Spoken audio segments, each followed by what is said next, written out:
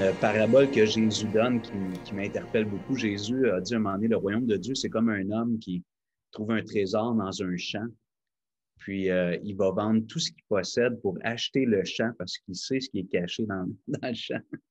Et c'est la même chose quand on découvre Jésus, quand on a cette faim, cette soif de Dieu, puis de combler un vide, puis on le ressent tellement. Quand on rencontre Jésus, on est prêt à tout quitter, à tout abandonner, à tout vendre en quelque sorte pour avoir Jésus. C'est merveilleux. Alors, c'est un plaisir pour moi de vous partager ma rencontre avec Jésus ce matin. Juste une brève présentation de moi-même. Donc, Hugo Étier, j'ai 48 ans.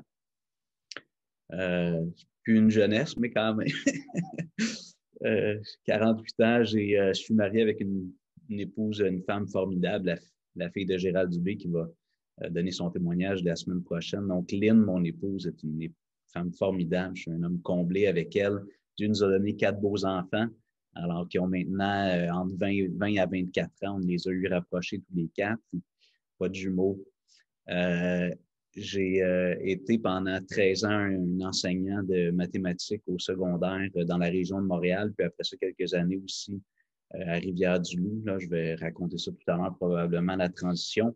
Puis après ça, je suis entré dans le travail pastoral à temps complet en 2008 environ. Là. Puis depuis 1 an et demi, j'ai fait un petit retour aussi dans l'enseignement, une journée semaine. Je sentais le besoin de reconnecter avec ce milieu-là aussi, comme personne, puis en tant que chrétien. Il y a un passage, moi, qui m'a beaucoup parlé depuis le début de la pandémie. Là, on ne peut pas éviter le sujet. On a des fois qu'on peut en parler. On a hâte de. J'espérais que le bye-bye, ce serait bye-bye COVID, c'est bye-bye COVID, mais finalement, on est encore pris avec ça. Mais un passage qui m'a beaucoup touché dès le début, je pense, la première prédication que j'ai faite en mars, au début du confinement. Ça se trouve dans Ecclésiaste, chapitre 7, verset 14. Et on croit que c'est Salomon, l'Ecclésiaste, qui a écrit « Au jour du bonheur, sois heureux, et au jour du malheur, réfléchis. Dieu a fait l'un comme l'autre afin que l'homme ne découvre en rien ce qui sera après lui. » Alors, moi, j'estime qu'on est dans des jours de malheur, en quelque sorte. L'humanité, on n'est pas dans des années faciles, beaucoup de décès, beaucoup de limitations. L'économie, je pense qu'on n'arrive pas à mesurer les impacts de la pandémie sur l'économie à long terme. Là. Mais en tout cas, fait, tout en étant heureux avec le Seigneur, je prends ça au mot, tu sais, puis je dis, Seigneur, c'est le temps de réfléchir durant ces temps-là de pandémie, des jours de malheur, puis mon invitation à tous ceux qui écoutent ce témoignage, c'est de réfléchir. On est dans des temps de malheur, des jours de malheur. Prenons le temps de réfléchir aux choses qui comptent vraiment. Je pense qu'au début de la pandémie, c'est ce qu'on entendait un peu. Les gens, ils semblaient se recentrer sur les choses qui comptent le plus dans leur vie. Mais en tout cas.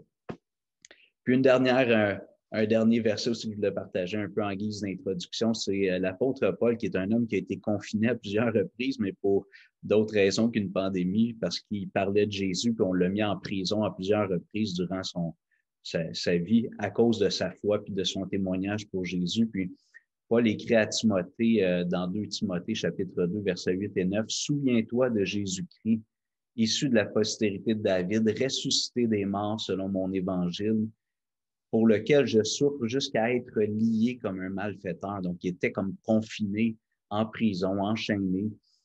Mais la parole de Dieu n'est pas liée. Et ça, c'est la fin qui m'intéresse. Puis ce matin, je me dis, c'est merveilleux. Je remercie toute l'équipe de Croix-Tu qui ont mis en place ce ministère-là pour faire entendre la parole de Dieu. Donc, nous, on est confinés chez nous, mais avec ces moyens-là, grâce à Dieu puis aux technologies, la parole de Dieu n'est pas liée. Puis des frères, des sœurs ont mis ces plateformes-là pour qu'on facilite la diffusion du message évangélique. C'est absolument merveilleux. Bon, j'ai fini ma longue introduction. Alors, moi, je suis né en 1972. Peut-être que ceux qui aiment les chiffres, vous aviez déjà déduit 48 ans. On m'a dit que c'était une grande année avec la série du siècle, Canada-Russie. Je suis né dans une famille québécoise de souche, donc catholique. J'ai été baptisé catholique. Hugo, David, Joseph, Étier, mon nom complet. Il y a le fameux Joseph dans long prénom. Mais mes parents ont rapidement délaissé la pratique catholique, comme peut-être bien des Québécois dans ces années-là. Il y a quelque chose d'un peu de mystérieux. Là. On croit que Dieu est au contrôle de tout. Puis mes parents ont décidé de nous envoyer, mon frère et moi, dans une école protestante au primaire. On était catholiques, on n'était pas protestants, pas vraiment pratiquants du côté de mes parents. Puis à travers notre inscription à cette école-là, mes parents se sont impliqués sur le comité de parents. Puis ils ont rencontré un chrétien évangélique. Alors, lorsque j'avais environ 6-7 ans, mes parents ont commencé à aller à l'église évangélique à Longueuil sur la rue de Lafayette. Maintenant, une église qui a déménagé 2 fois, mais puis c'est là que Dieu est entré en quelque sorte dans ma vie pour, je dirais, la première fois, ce premier contact avec Dieu. Dans les églises évangéliques, on a des classes souvent adaptées pour les enfants, pour qu'il y ait un enseignement adapté. Alors, je suis allé dans les classes d'école du dimanche, puis on m'enseignait les histoires de la Bible, on me partageait des versets de la Bible. Et ce que j'ai connu de Dieu, mes premiers apprentissages concernant Dieu, c'était dans ces classes-là. Et pour moi, Dieu, c'était le créateur de tout. Ça, je l'acceptais. Là, j'avais pas de, peut-être une foi enfantine, mais en tout cas, c'était une bonne chose. Dieu est le créateur de tout. Dieu est souverain. Il peut faire tout ce qu'il veut. Il n'y a rien qui peut s'opposer à ce que lui veut faire. On m'avait parlé de Jésus sans aucun doute, mais disons que ce volet-là est resté un peu en sourdine dans mon cœur puis dans mon esprit. Donc, moi, j'avais rencontré le Dieu créateur, pourvoyant, tout-puissant. Et j'ai eu quand même une enfance heureuse durant tout le primaire jusqu'en 6e année. Quand je suis arrivé à l'âge de 11 ans, mon père a quitté la famille. Alors, mon père est venu à l'église peut-être pendant 2 ans, puis après ça, il a arrêté de fréquenter l'église, puis finalement, il a quitté le foyer. Et ça a été vraiment J'ai vécu d'autres épreuves dans ma vie, mais ça a été la première qui était tout un tremblement de terre, tout un choc dans mon cœur de jeune garçon de 11 ans. Pour moi, la maison, le foyer, c'était comme un oasis de paix, de sécurité. Puis même si j'ai quelques souvenirs d'avoir vu mes parents avoir eu des différences, il n'y avait pas de violence, il n'y avait pas de... c'était confortable. J'ai grandi sur la rive sud de Montréal, à Saint-Hubert, puis une petite vie de banlieusard là, avec mon frère. On était des bons amis. C'était mon meilleur ami durant tout le primaire. À l'adolescence, on s'est perdu de vue un peu, puis on s'est retrouvés par la suite. Mais là, quand le départ de mon père est survenu, ça m'a vraiment ébranlé. J'étais vraiment brisé dans mon cœur, dans mon âme. Puis, pendant un certain temps, j'ai parlé à Dieu, puis j'ai dit, écoute, il faut que tu ramènes papa à la maison. Tu sais, je souffrais terriblement. Puis, bon, je vais le dire comment je l'ai comme compris à cette époque-là. Dieu n'a pas répondu à ma requête. Alors maintenant, je comprends bien que Dieu nous laisse libre de faire nos choix aussi. Puis je pense que c'était probablement le désir de Dieu de garder un foyer uni, puis il y a des parents qui restent ensemble. Mais alors, 11 ans, 12 ans, là, j'ai rien écrit, évidemment, j'avais pas de journal personnel, mais j'ai pris une décision qui était dramatique devant comme je vous dis dans ma tête de jeune homme à cette époque-là, devant le refus de Dieu de répondre à ma requête, de ramener mon père, puis de rétablir la joie, puis dans mon cœur, dans mon âme. J'ai dit à Dieu, ça c'est très clair, je me souviens, j'ai dit à Dieu, mais écoute, moi je vais faire ma vie sans toi finalement. Tu me laisses dans ma douleur. Je sais que tu es tout puissant, tu peux faire ce que tu veux, puis tu me laisses malgré ça dans la souffrance. Alors, je vais faire ma vie sans toi. Alors, ça, c'était autour de l'âge de 12 ans, probablement. J'entrais dans l'adolescence et dans notre foyer, évidemment, suite au départ de mon père, pendant un certain temps, il y avait comme une lourdeur puis une tristesse qui était régulière. On était tous tristes par la situation, ma mère, mon frère puis moi. Puis, bon, là, ça coïncide avec le début de l'adolescence, l'entrée à l'école secondaire. J'ai commencé à fréquenter J'étais moins à la maison. Avant, c'était à la maison que je voulais être. Et là, je voulais plus être à la maison. Alors, probablement dans la phase de l'adolescence, de recherche d'autres choses, mais aussi une fuite de la tristesse puis des émotions douloureuses. Là. Alors, puis là, dans ces années-là, l'adolescence, j'ai eu une adolescence mouvementée, pas de choses extravagantes, mais j'étais pas un bon garçon, j'étais pas un bon étudiant. Mes parents m'ont envoyé dans un collège privé, mais j'étais pas un bon élève. J'ai fait beaucoup de mauvais coups là, avec mes amis du quartier, commencé à consommer de l'alcool de façon abusive la fin de semaine, entre autres. J'ai essayé les drogues, mais j'ai jamais accroché avec ça.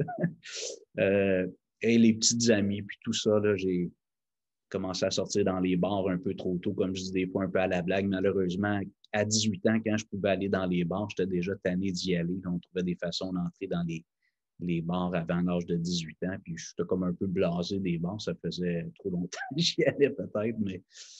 Alors ça a été l'adolescence qui a suivi cette grande période, ce grand bouleversement-là dans ma vie familiale et émotionnelle. Et là, j'entre au cégep.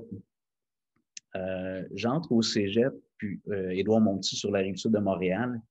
Et pour moi, à ce moment-là, ce qui allait me procurer le bonheur, ça allait être le succès. Le succès mondain, la popularité, la richesse, la fortune. Alors ça, c'était devenu lentement mon ambition. Après m'être étourdi, ben, je cherchais encore à m'étourdir avec d'autres choses, mais je pensais que ce qui allait me rendre heureux, c'était d'être célèbre. La vie des gens riches est célèbre. Et je suis rentré au cégep en sciences administratives. Puis, bon, je voulais ça, aller dans le domaine des finances en comptabilité, entre autres, puis faire beaucoup d'argent. Et Dieu a commencé à me rencontrer dans le détour. Dans les cours de philosophie, étrangement, souvent comme chrétien, on considère ces cours-là avec toutes sortes d'idées farfelues, puis des hypothèses. Mais dans mon cas, je partais comme de loin. Donc, la philosophie m'a amené à réfléchir sur le sens de la vie. Alors, commencer à avoir une réflexion profonde, pas juste de m'étourdir puis de m'amuser tout le temps. Puis je dois dire aussi, un petit retour en arrière de quelques mois, j'avais échoué mes mathématiques de secondaire 5. Bon, comme je disais, je suis devenu professeur de mathématiques, mais j'avais échoué mes mathématiques en secondaire 5, puis l'été, on pouvait faire une reprise de 2 semaines de révision intensive. Puis j'avais échoué même mon examen de reprise l'été. J'étais obligé de m'inscrire aux adultes. Et pour un gars de collège privé, même si je n'étais pas un bon élève au collège, je me retrouve dans un milieu comme de décrocheur, d'accrocheur. Je n'avais pas comme évolué dans ce milieu-là. Ça m'a comme percuté. Je me suis dit, OK, là, Hugo, il faut que tu te prennes en main. Tu sais, la vie, c'est bien de s'amuser. À un moment donné, il faut que tu sois sérieux. Et je me suis inscrit aux adultes au cours du soir pour refaire mes mathématiques de secondaire 5. J'avais commencé le cégep en parallèle, mais je devais obtenir ces crédits-là, cette réussite-là. Et ça a été comme une prise de conscience sur aussi, la vie, c'est quand même sérieux. C'est bien de s'amuser, mais à un moment donné, tu sais, si tu veux avoir un avenir, puis avoir des projets, puis réaliser des choses, faut qu'il y ait du sérieux. Il y a un temps pour s'amuser, mais il y a un temps pour être sérieux.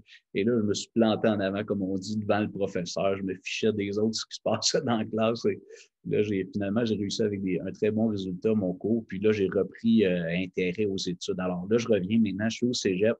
J'ai réussi mes mathématiques. Les cours de philosophie m'emmènent à me questionner sur le sens de la vie. Puis étrangement, je n'ai jamais comme reparlé à cet enseignant-là, mais j'ai un de mes profs de philo, c'est Cégep Édouard-Montpetit, qui le cours traitait beaucoup de la réforme protestante.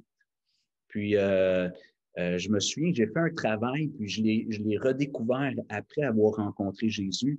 Mais dans mon témoignage, dans ce travail-là, j'avais fait un travail sur le salut par grâce. Donc, j'avais étudié ce que les réformateurs, Jean Calvin, Martin Luther avaient écrit. Puis, ça m'a fait cheminer. Entre-temps, là, durant mes années de secondaire, ma mère s'est remariée avec un homme chrétien. Puis, on avait un foyer reconstitué avec un père, une mère, un homme, une femme à la tête du foyer qui sont chrétiens. Puis, on priait avant de manger. Puis, souvent, l'expression de mon beau-père, c'était « on va rendre grâce ». On va rendre grâce à Dieu. Puis moi, c'était un mot qui était abstrait pour moi. Le mot grâce, en tout cas, dans mon contexte d'étudiant, de jeune homme, on n'utilisait pas ce mot-là. Puis là, je fais un travail sur le salut par grâce. Et là, je me suis questionné un moment donné, j'ai demandé à mon beau-père, c'est quoi la grâce? Je comprends pas. Je fais un travail sur le salut par grâce. Toi, tu dis, on va rendre grâce. C'est quoi ça, la grâce? Et puis mon beau-père, avec joie, évidemment, ouvert sa Bible, puis il m'a rappelé des choses que j'avais entendues quand j'étais plus jeune. Et là vraiment, j'ai entamé une démarche spirituelle. C'est là que ma rencontre avec Jésus a débuté de façon plus concrète.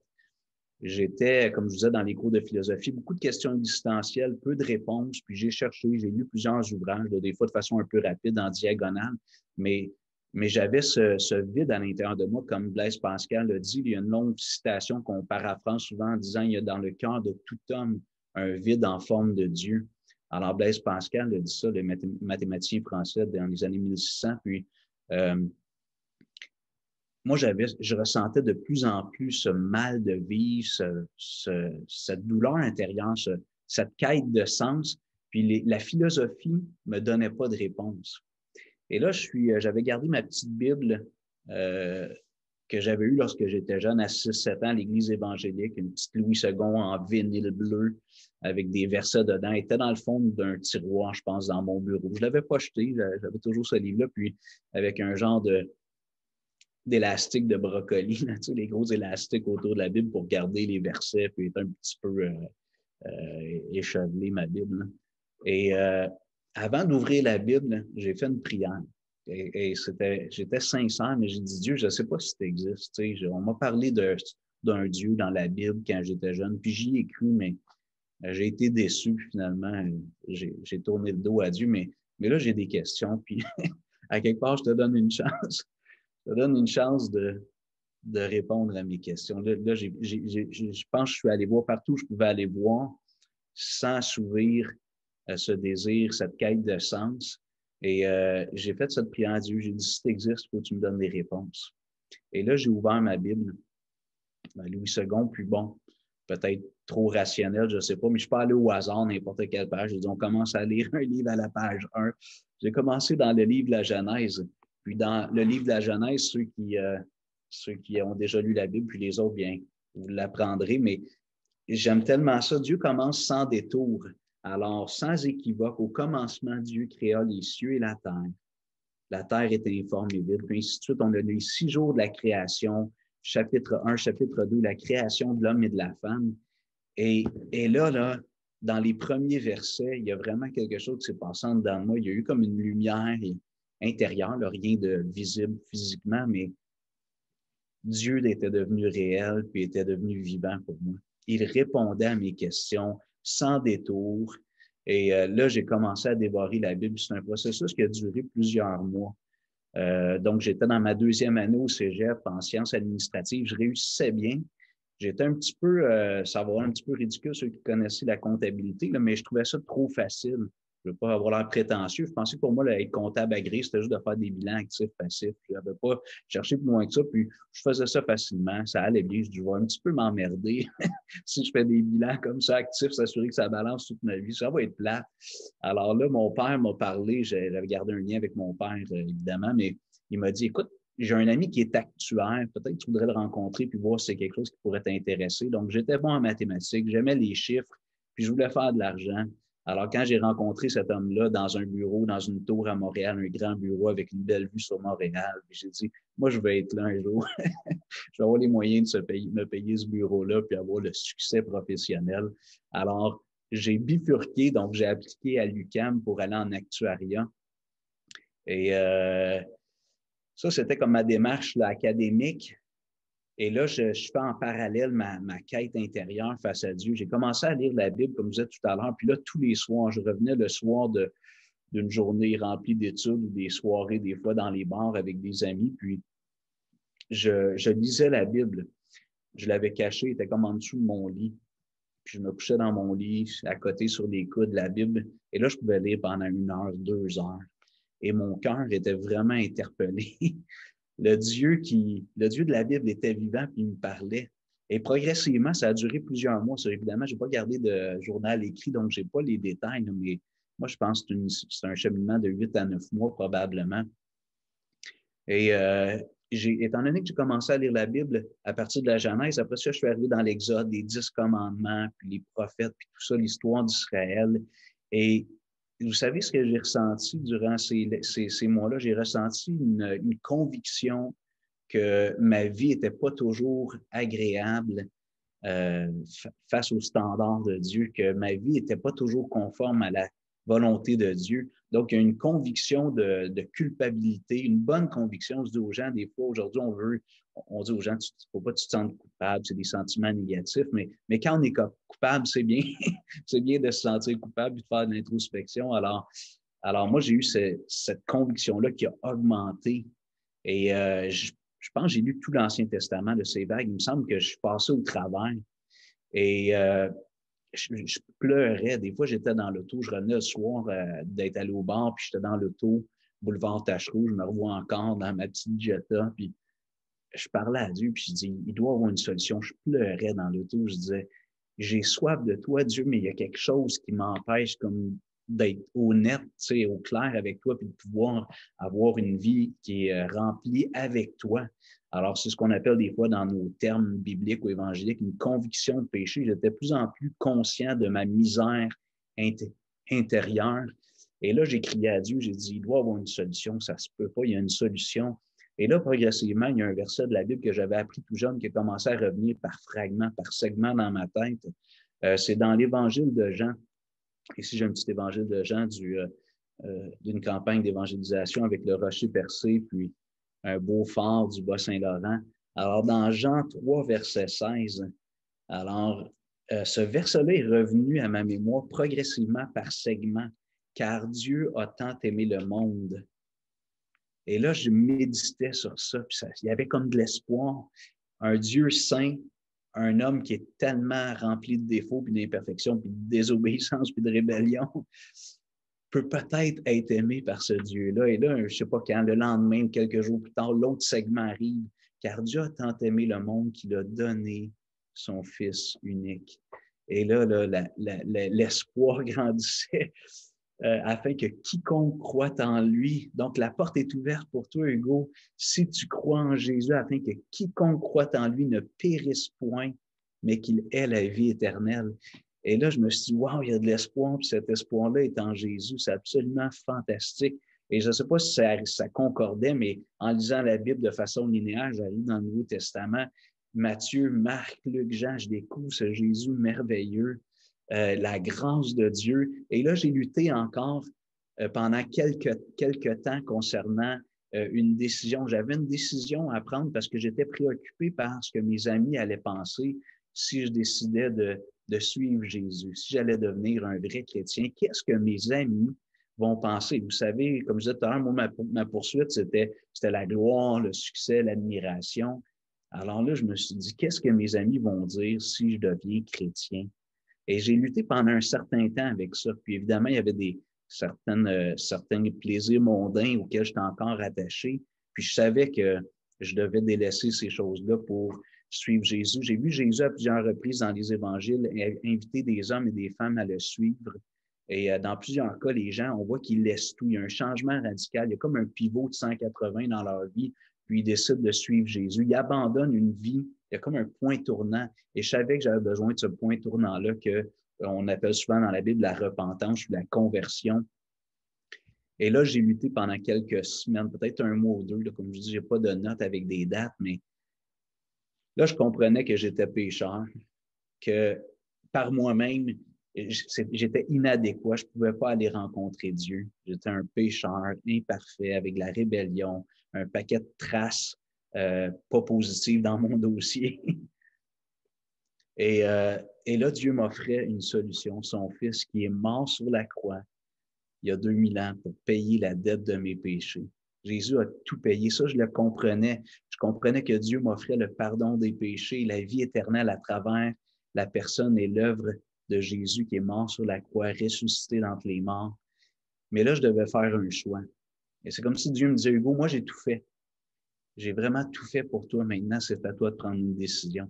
Et là, j'ai lutté pendant quelques semaines, peut-être un mois ou deux. Puis à l'automne 1991, je venais de commencer à l'université.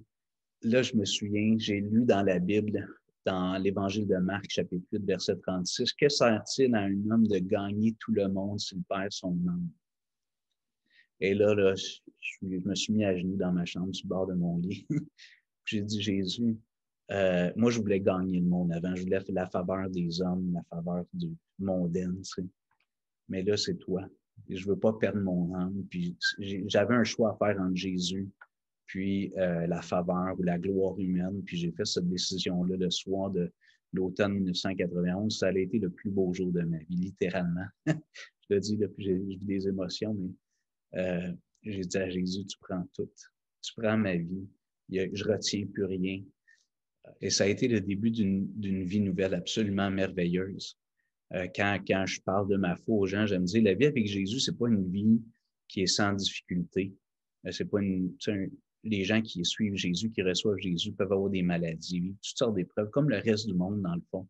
Même des fois des pires à cause de leur foi. Donc, certains chrétiens, on connaît l'histoire, ont été martyrisés pour leur foi. Parce qu'ils ont choisi Jésus, ils en ont payé du prix de leur vie. Alors, c'est pas une vie qui est nécessairement sans difficulté, mais ce qui est formidable, et j'aime prendre la comparaison, c'est d'avoir une voiture. C'est comme si ma vie, c'est d'être au volant d'une voiture. C'est avant de connaître Jésus puis de rencontrer Jésus, c'est moi, en tout cas, je pensais que je tenais le volant. Puis la route est comme nos routes au Québec, n'est pas toujours belle. Il y a des difficultés. Mais quand j'ai donné ma vie à Christ, j'ai accepté que Jésus vienne dans ma vie. Puis là, j'ai dit, là, j'ai choisi Jésus plutôt que la gloire humaine. C'est comme si j'ai dit à Jésus, tu prends le volant maintenant. Puis moi, je vais être sur le siège passager. Je peux même être sur la banquette en arrière ou dans la valise, si tu veux. Tant que toi, Jésus, tu es au volant. Je sais qu'on s'en va à la bonne place. Mais il y a quand même des bosses sur le chemin. Il y a quand même des difficultés. Et c'est ça, ce que je veux dire, c'est que la vie avec Jésus, c'est pas sans difficulté, mais ce qui est le fun, c'est que Jésus, il est au volant, puis il nous mène à bon port. Il va nous emmener à la bonne place, là où il veut nous emmener. Des changements que j'ai vus, ben, des fois, c'est avec un peu de recul quand on prend du recul, qu'on regarde les mois, les années passées, mais moi, j'étais rentré à l'université en actuariat, donc je voulais être actuaire. Mon objectif, j'avais deux choses. J'étais bon avec les chiffres, puis je voulais faire de l'argent, fait que c'était une bonne profession.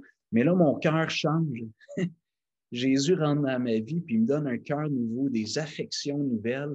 Et là, je dis, ça va être plusieurs années d'études, des examens pour être reconnu comme actuaire associé, puis avoir accès au gros salaire, puis aux positions d'influence. Puis, fait que je dis, regarde, je ne veux pas perdre mon temps. Là, ce que je poursuivais avant, c'était l'argent puis la gloire humaine. Donc, j'ai bifurqué, j'ai fait le choix d'aller en enseignement des mathématiques au secondaire. Donc, j'aime encore les mathématiques, mais je pense inconsciemment, je me suis dit, je vais mettre moins de temps dans quelque chose qui est un petit peu la poursuite du vent, courir après des choses qu'on peut perdre rapidement.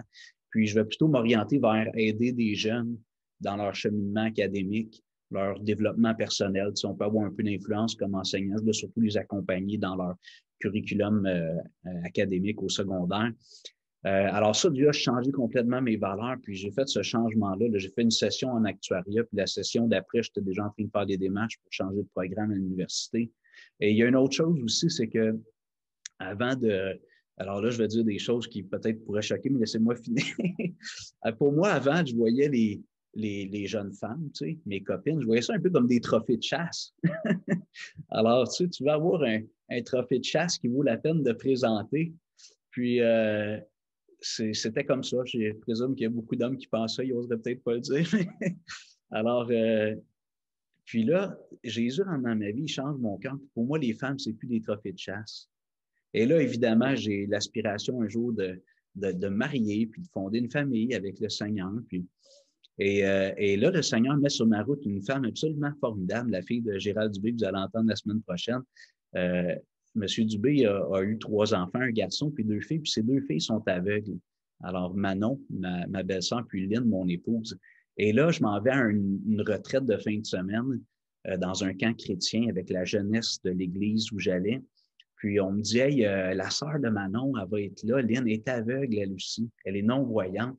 Mais c'est des filles tellement comme débrouillardes, fonceuses, malgré leur handicap, ils ne se laissent pas décourager avec ça. Moi, j'avais hâte de rencontrer Lynn, tu sais, la personne, de voir cette femme-là, sa détermination. Et là, quand on s'est rencontrés cette fin de semaine-là, on est devenus des amis là, vraiment rapidement. Donc, j'étais charmé par cette femme-là, sa détermination, sa personnalité. Et bon, Lynn, elle, sans faire de mauvais jeu de mots, elle avait un œil sur moi. Il y avait plus que de l'amitié dans son cœur, il y avait de l'attraction sentimentale. Alors, je pense que moi aussi, mais je le voyais pas. C'était moi le gars qui avait les yeux, mais je le voyais pas. Et bon, et Lynn étant aveugle, tu sais, moi, j'arrive de cet arrière-plan-là où les femmes, c'est un peu des trophées de chasse, tu sais.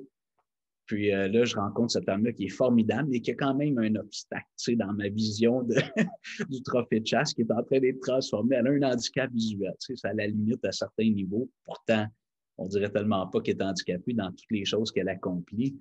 Euh, alors, Dieu a changé mon cœur. Ça s'est fait dans l'espace de peut-être un an et demi. Ce qui comptait pour moi, c'était, oui, l'apparence extérieure, c'est bien, puis je voulais une femme qui me plaît, mais c'était l'intériorité qui comptait plus. Alors, la beauté intérieure, puis là j'ai découvert la beauté intérieure de Lynn. Ben, je la voyais déjà, mais comme je me suis dit, c'est ça qui compte vraiment. Et finalement, on s'est fréquentés. Je l'ai demandé en fiançailles. M. Dubé a accepté de me donner la main de sa fille. On s'est mariés en 1995 et on a fondé un foyer. Il y a un passage, je l'ai mentionné tout à l'heure, mais si jamais vous avez l'occasion de vous procurer une Bible et vous voulez le lire, ça se trouve dans l'Évangile de Jean, chapitre 3. J'ai lu un extrait tantôt, mais j'aimerais lire un petit peu plus longuement le chapitre, verset. Je regarde mes notes juste pour ne pas être tiré pour rien. Verset 3 à 5. Chapitre 3, verset 3 à 5. Jésus rencontre, tiens, je vais commencer au verset 1, ça va donner le contexte. Mais lui est un homme d'entre les pharisiens nommé Nicodème, un chef des Juifs, qui vint lui auprès de Jésus de nuit et lui dit, Rabbi, nous savons que tu es un docteur venu de Dieu, car personne ne peut faire ces miracles que tu fais si Dieu n'est avec lui. Et là, Jésus, il connaît la quête de Nicodème qui vient le voir de nuit, un peu comme en catimini. Et Jésus lui répondit, en vérité, je te le dis, si un homme ne naît de nouveau, il ne peut voir le royaume de Dieu. Nicodème lui dit, comment un homme peut-il naître quand il est vieux? Peut-il rentrer dans le sein de sa mère et naître?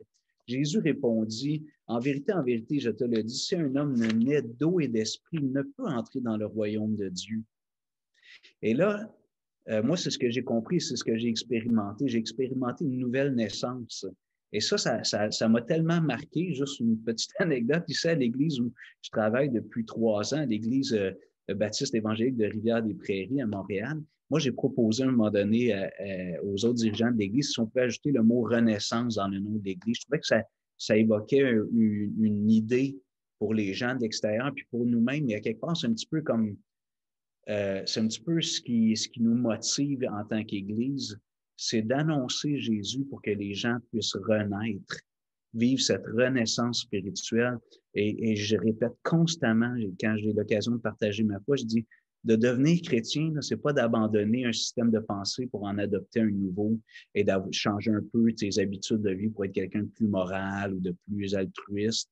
C'est des choses qui se passent effectivement, mais de rencontrer Jésus, c'est de vivre une renaissance. Et je suis pas dans, je sais que c'est pas scientifique, ça sonne pas scientifique, ça sonne pas rationnel, mais de devenir chrétien, c'est que tu vas naître de nouveau. Il y a une métamorphose intérieure et ces changements dans ma vie, j'en ai mentionné juste 2, l'orientation au niveau de ma carrière, puis aussi le choix de mon épouse, puis cette relation-là, mais Dieu change notre cœur.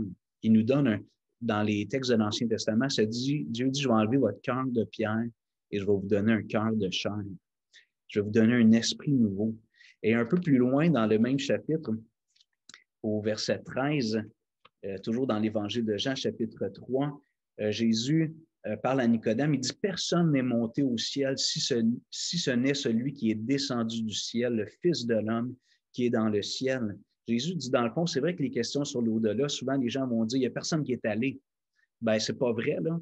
Mais plus que ça, Jésus dit, moi, je suis venu du ciel. J'ai pas juste fait une expérience de la vie après la mort, puis je suis revenu pour vous le dire. Non, non, Jésus dit, moi, je viens du ciel. Je dis des fois la blague, Jésus, c'est un extraterrestre. Il vient d'en haut. Il origine d'ailleurs et il est venu sur la terre pour nous parler de cette vie du ciel, de la vie après la mort, comme on l'appelle dans la Bible, le ciel.